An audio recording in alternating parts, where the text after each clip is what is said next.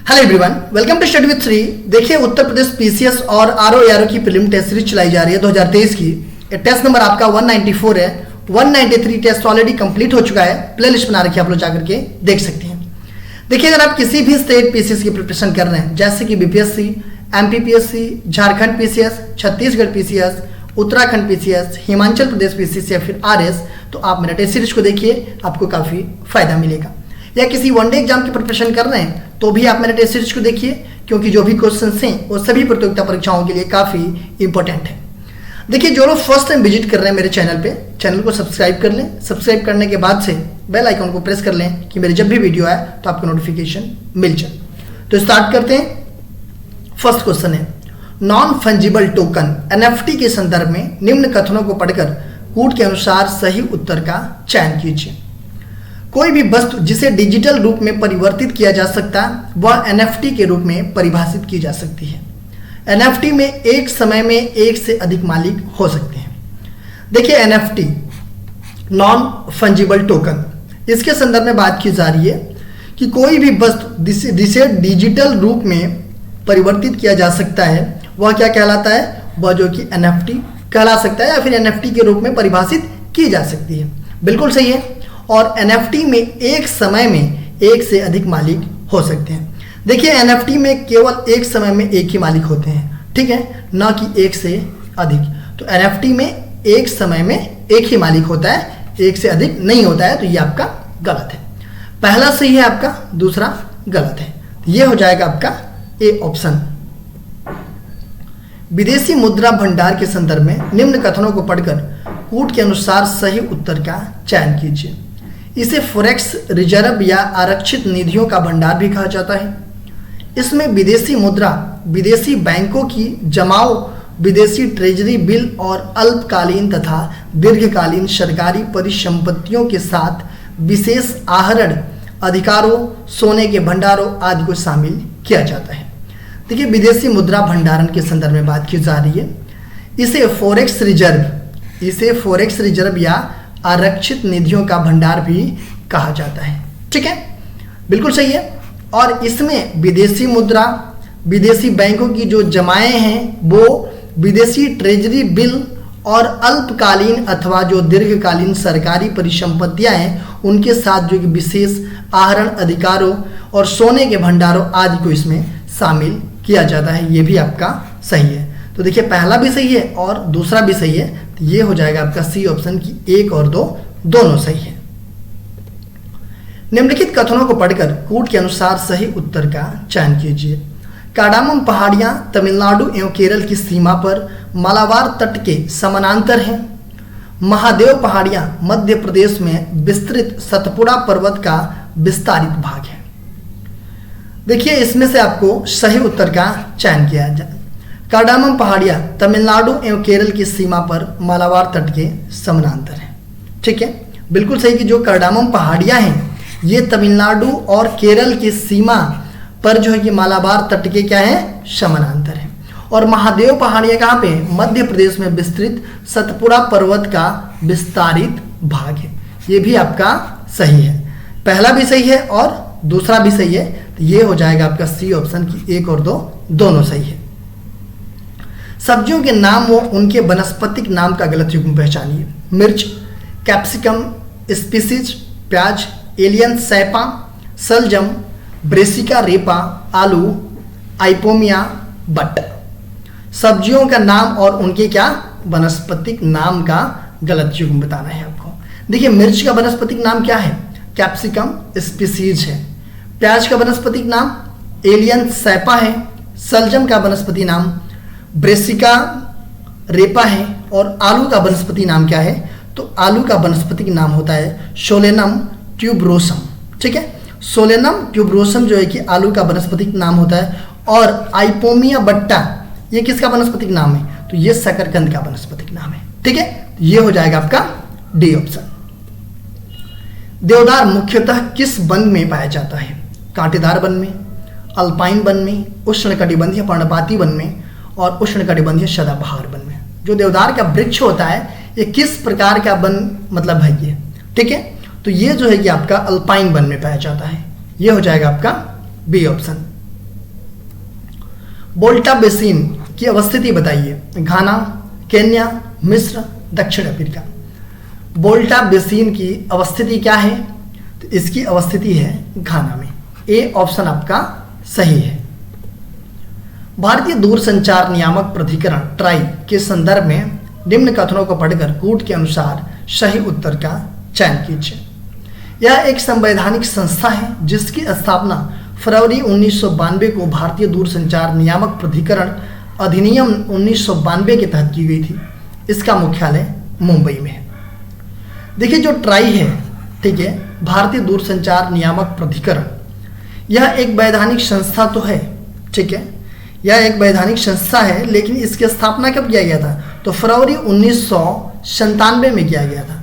फरवरी 1997 को जो भारतीय दूरसंचार नियामक प्राधिकरण अधिनियम 1997 का है, इसके तहत जो है ये ट्राई की स्थापना की गई थी। ठीक है, देखिए इसका हेडक्वार्टर कहाँ पे है? मुंबई में नहीं है, इसका हेडक्वार्टर जो है कि आपका दिल्ली में है। ठीक है, देखिए इसके बारे में अगर और भी हम बात करें तो इसका मेन उद्देश्य क्या होता है? तो इसका उद्देश्य कि देश में जो भी दूरसंचार के विकास के लिए अनुकूल परिस्थितियां का निर्माण करना तथा इसे बेहतर बनाना। देखिए जो हमारे एक कंपनियां हैं ना, टेलीकम्युनिकेशन कंपनियां, जैसे मान लीजिए वोडाफोन हुआ, ये सब, इन सब का जो है कि ट्राई के तहत ही इसको रेगुलेट किया जाता है। ठीक है, और इसका जो है कि इसमें देखिए, इसमें अगर देखा जाए तो इसमें एक अध्यक्ष होते हैं, 2 पूर्णकालीन सदस्य होते हैं और 2 अंशकालीन सदस्य होते हैं। देखिए जिनकी नियुक्ति, जो अंशकालीन सदस्य होते हैं ना, इसकी नियुक्ति कौन करता है? तो भारत सरकार के द्वारा किया जाता है। ठीक है, तो ये देखिए पहला भी गलत है क्योंकि ये 1992 नहीं है, 1997 है।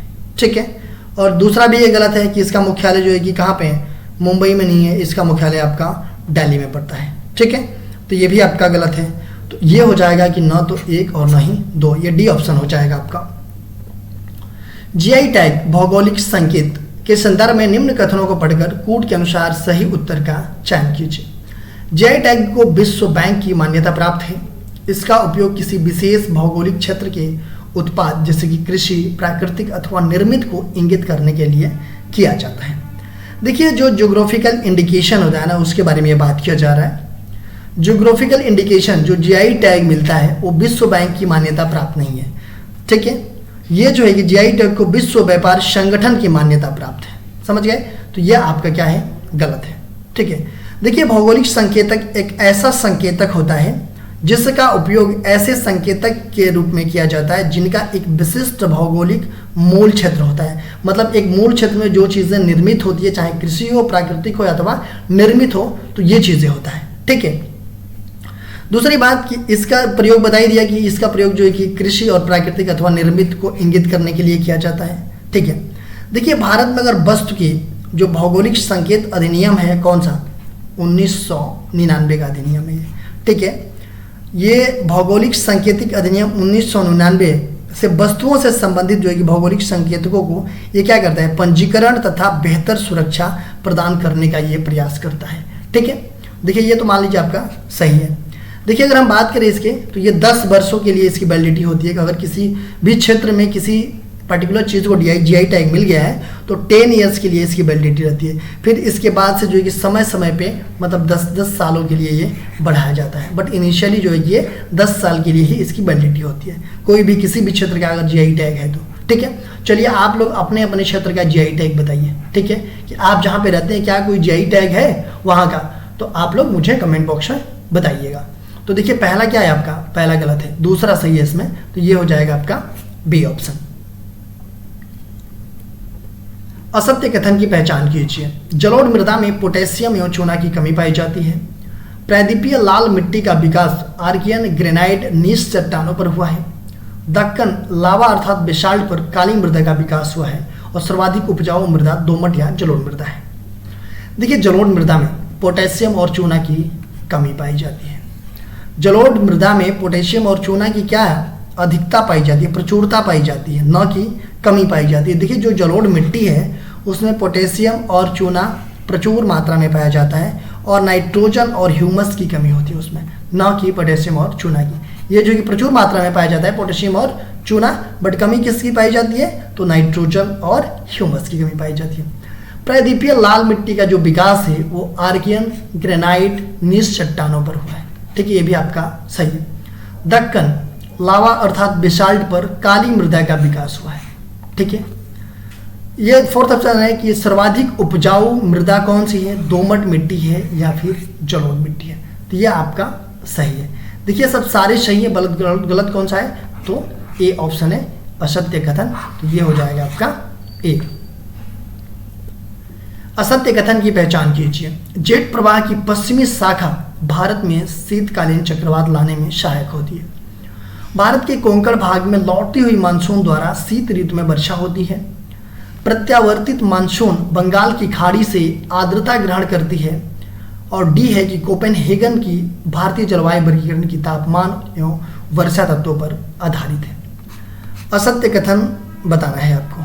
ठीक है, जेट प्रवाह की पश्चिमी शाखा भारत में शीतकालीन चक्रवात लाने में सहायक होती है। बिल्कुल सही है कि भारत में जो शीतकालीन में चक्रवात आते हैं वो जेट प्रवाह की पश्चिमी शाखा के मतलब तहत आते हैं। भारत के कोंकण भाग में लौटती हुई मानसून द्वारा शीत ऋतु में वर्षा होती है। देखिए भारत का जो कोरोमंडल भाग है ना तमिलनाडु, उसमें लौटती हुई मानसून द्वारा शीत ऋतु में वर्षा होती है, न कि कोंकण भाग में। ठीक है, तो ये आपका गलत है। प्रत्यावर्तित मानसून बंगाल की खाड़ी से आर्द्रता ग्रहण करती है। बिल्कुल सही है कि प्रत्यावर्तित मानसून जो है वो कहाँ से ग्रहण करती है अपनी आर्द्रता, तो बंगाल की खाड़ी से। और कोपेनहेगन की भारतीय जलवायु वर्गीकरण की तापमान एवं वर्षा तत्वों पर ये आधारित है। ये भी आपका सही है, बट गलत कौन सा है, तो भारत में कोंकण भाग में लौटती हुई मानसून द्वारा शीत ऋतु में वर्षा होती है। देखिए भारत में कोरोमंडल मतलब तमिलनाडु में लौटती हुई मानसून द्वारा शीत ऋतु में वर्षा होती है, न कि कोंकण भाग में। ठीक है, कोयला उत्पादक प्रमुख क्षेत्र एवं राज्य का गलत युग्म बताइए। पलाना राजस्थान, बरकला केरल, उमरशार राजस्थान, माकूम असम। देखिए कुछ कोयला उत्पादक क्षेत्रों का नाम दिया गया है और ये किस स्टेट में है इसका गलत युग्म बताना है। पलाना कोयला उत्पादन क्षेत्र ये कहाँ पड़ता है, राजस्थान में पड़ता है। बरकला कोयला उत्पादक क्षेत्र ये आपका केरल में पड़ता है। उमरसार कोयला उत्पादक क्षेत्र ये आपका राजस्थान में नहीं पड़ता है, ये पड़ता है आपका गुजरात में। ठीक है, और माकूम जो है कि कहाँ पड़ता है, ये असम में पड़ता है। गलत कौन सा है आपका, सी ऑप्शन। निम्नलिखित में से कौन सी औषधि चट्टानें हैं, कोयला, पोटास, चाक, चूना पत्थर। इनमें से पूछा जा रहा है कि औषधि चट्टानें कौन सी है। तो देखिए यहाँ पे औषधि चट्टानें तो कोयला भी है, पोटास भी है, चाक भी है और चूना पत्थर भी है। तो इट मीन्स कि ये औषधि चट्टानें सारे हैं, तो ये हो जाएगा आपका डी ऑप्शन। देखिए अगर निर्माण पद्धति के आधार पर देखा जाए तो औषधि जो शैल हैं उनका वर्गीकरण 3 समूहों में किया गया है। एक तो यांत्रिक रूप से निर्मित जैसे कि चूना हो गया, ठीक है, सेल हो गया, पिंडशिला हो गया। कार्बनिक रूप से निर्मित जैसे खड़िया, पत्थर, चूना, कोयला हो गया। और रासायनिक रूप से निर्मित जैसे कि पोटास हो गया। ठीक है, निम्न झीलों पर विचार कीजिए। डल झील, बुलर झील, लोकटक झील, पैंगोंग त्योसो झील। उपयुक्त झीलों में से कौन सी झील ताजे पानी की झील है। ताजे पानी की झील पूछी जा रही है। देखिए डल झील की अगर बारे में बात करें हम, ठीक है, तो डल झील कहाँ पड़ता है, तो डल झील है आपका श्रीनगर में और ये जो है कि ताजे पानी की झील है। ठीक है, बुलर झील ये कहाँ पड़ता है, तो ये भी आपका कश्मीर घाटी में पड़ता है और सबसे बड़ी ये ताजे पानी की झील है। लोकटक झील ये कहाँ पड़ता है, तो ये जो है कि उत्तर पूर्वी भारत में पड़ता है और ये भी ताजे पानी की झील है। देखिए जो लोकटक झील है ना, इसमें जो है कि विश्व का एकमात्र तैरता हुआ राष्ट्रीय उद्यान है जिसको बोलते हैं केबुल लामजाओ राष्ट्रीय उद्यान। ठीक है, तो ये भी आपका ताजे पानी की झील है। पैंगोंग त्सो झील ये आपका कहाँ पड़ता है, तो ये पड़ता है आपका लद्दाख में और ये है आपका खारे पानी की झील, ना कि ताजे पानी की झील। तो 1, 2 और 3 जो है कि आपका है कौन सी, ताजे पानी की झील। तो हो जाएगा आपका सूची फर्स्ट को सूची सेकंड से सम्मिलित कीजिए तथा सूचियों के नीचे दिए गए कूट का उपयोग करके सही उत्तर कर चयन कीजिए। सूची फर्स्ट में नदी का नाम दिया गया है और सूची सेकंड में सहायक नदी का नाम दिया गया है। गंगा, टोंस, चंबल, क्षिप्रा, घाघरा, राप्ती, ब्रह्मपुत्र, मानस। देखिए गंगा नदी की सहायक नदी कौन सी है, तो ये है आपका टोंस। चंबल नदी की सहायक नदी क्षिप्रा है। घाघरा नदी की सहायक नदी राप्ती है और ब्रह्मपुत्र नदी की सहायक नदी मानस है। ठीक है, तो बिल्कुल सही सही सीधा सीधा सुमेलित है, ये हो जाएगा आपका ए ऑप्शन। देखिए क्वेश्चन पूछा गया था आप लोगों से पिछले वीडियो में कि एशियाई शेर का आवास क्षेत्र किसे कहा जाता है? दुधवा राष्ट्रीय उद्यान को, कान्हा राष्ट्रीय उद्यान को, गिर राष्ट्रीय उद्यान, कार्बेट राष्ट्रीय उद्यान। एशियाई शेरों का आवास क्षेत्र किसे कहा जाता है? तो ये कहा जाता है गिर राष्ट्रीय उद्यान को। ये सी ऑप्शन आपका सही है। ये कहाँ पड़ता है? तो ये पड़ता है आपका गुजरात में। आज के क्वेश्चन देख लेते हैं कि ब्रिटिश भारत के संदर्भ में करजन किचनर विवाद का संबंध निम्नलिखित में से किससे था? बंगाल विभाजन निरस्त करने से, रियासतों के शासकों की यूरोप की यात्रा प्रतिबंधित करने से, सैन्य मामलों के दोहरे नियंत्रण के उन्मूलन से, कलकत्ता निगम में निर्वाचित सदस्यों की शक्ति कम से। ब्रिटिश भारत के संदर्भ में करजन किचनर विवाद का संबंध निम्नलिखित में से किससे था? ये आप लोग कमेंट बॉक्स में मुझे बताइएगा। इसका आंसर मैं नेक्स्ट वीडियो में आप लोगों को बताऊंगा। देखिए आप मेरे चैनल को सब्सक्राइब कर लीजिए। सब्सक्राइब करने के बाद से बेल आइकन को प्रेस कर लीजिए कि मेरी जब भी वीडियो आए तो आपको नोटिफिकेशन मिल जाए। मेरा दूसरा चैनल है श्री जीएस पॉइंट, आप इसको भी सब्सक्राइब कर लीजिए। फेसबुक एक मेरा पेज स्टडी विद श्री के नाम से, और इंस्टाग्राम पे हमारी ID study with Shri 25 and Shri GS point, और स्टडी विद श्री ये हमारा टेलीग्राम का चैनल है। इन सब सारे का लिंक आपको डिस्क्रिप्शन में मिल जाएगा, वहाँ पे क्लिक करते आप यहाँ पे पहुँच जाएंगे। तो इन सब सारे जगहों से कनेक्ट हो जाइए, क्योंकि इन सब सारे जगहों पे स्टडी से रिलेटेड ये पोस्ट की जाती है, जिससे आप लोगों को फायदा पहुँच सकता है। दोस्तों वीडियो अच्छी लगती है तो आप एक लाइक कर दिया कीजिए, एक अच्छा सा कमेंट्स कर दिया कीजिए, अपने दोस्तों में शेयर जरूर किया कीजिए। अगर वीडियो अच्छी नहीं लगती है तो आप लोग डिसलाइक कर दिया कीजिए, और कमेंट बॉक्स में मुझे बताइए डिसलाइक क्यों किया। वीडियो देखने के लिए धन्यवाद।